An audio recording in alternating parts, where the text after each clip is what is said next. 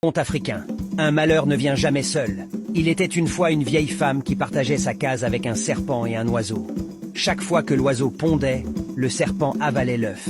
N'en pouvant plus, l'oiseau alla voir la vieille femme et lui dit « Un malheur ne vient jamais seul, et seule la paix préserve le bon voisinage.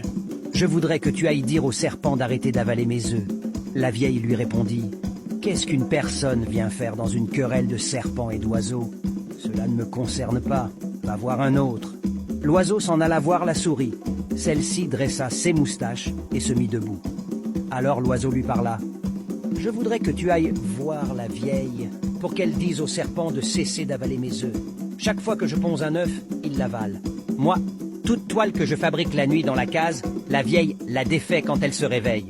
Je ne peux donc pas lui dire de ta part quoi que ce soit.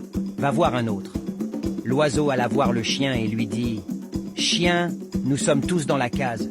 Je voudrais que tu dises à la vieille d'avertir le serpent pour qu'il cesse d'avaler mes œufs, car un malheur ne vient jamais seul. Moi, je garde la maison de la vieille toute la nuit, mais quand son repas est prêt, je n'ai à ronger que les restes laissés par les enfants.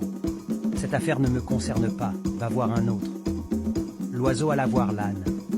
Il lui parla en ces termes. « Âne, je voudrais t'envoyer dire à la vieille de dire au serpent de laisser mes œufs, car tu sais bien qu'un malheur ne vient jamais seul. La paix préserve le bon voisinage. Tu sais que la vieille m'accable de fardeau, et en plus, elle se met derrière moi et me frappe avec son bâton. Et qu'est-ce qu'un âne vient faire dans une querelle opposant un oiseau et un serpent? Va voir un autre. Je n'irai pas lui dire quoi que ce soit parce qu'elle ne m'aime pas, elle est mon ennemie. » L'oiseau alla trouver le coq. Le coq lui dit « Moi, la vieille, c'est mon chant qui la tire de son sommeil. Mais quand elle reçoit un étranger, elle ordonne qu'on m'attrape et qu'on m'égorge. C'est mon ennemi. Je ne peux aller la voir pour qu'elle arrange une histoire entre le serpent et l'oiseau. Ça ne me concerne pas, va voir un autre. » L'oiseau s'exclama. « C'est bon! Un malheur ne vient jamais seul et seule la paix préserve le bon voisinage. Je vous ai tous dit d'interdire au serpent d'avaler mes œufs et vous dites que cela ne vous concerne pas. Je vais voir le mouton. » L'oiseau s'adressa au mouton. « Je voudrais que tu ailles voir la vieille AFN qu'elle parle au serpent. Chaque fois que je ponds un œuf, il l'avale, et tu sais qu'un malheur ne vient jamais seul. La vieille m'entretient jusqu'à ce que je sois gras, m'élève dans sa cour jusqu'à ce que je devienne grand, et pourtant quand la tabaski arrive, elle ordonne qu'on m'attrape et qu'on m'égorge. Une querelle entre une personne, un oiseau et un serpent ne me concerne pas. Va voir un autre. » L'oiseau partit chercher une allumette. Quand il revint, il dit « Maintenant, j'ai parlé. Je suis fatigué.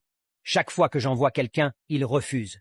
Je vais faire ce qui me convient. » Il prit l'allumette et mit le feu à la case. La vieille, l'âne, l'araignée, la souris, tous périrent dans l'incendie. L'âne qui était allé appeler au secours mourut au retour, brûlé par le feu. Quant au mouton, il servit de repas à ceux qui étaient venus éteindre le feu et refaire la case. Alors l'oiseau rassembla tout le monde et déclara « Je prévoyais tout cela. C'est pourquoi j'ai envoyé tout le monde pour dire à la vieille d'interdire au serpent d'avaler mes œufs. Chacun me répondait qu'une querelle entre un serpent et un oiseau ne le concernait pas. Maintenant vous voyez les conséquences.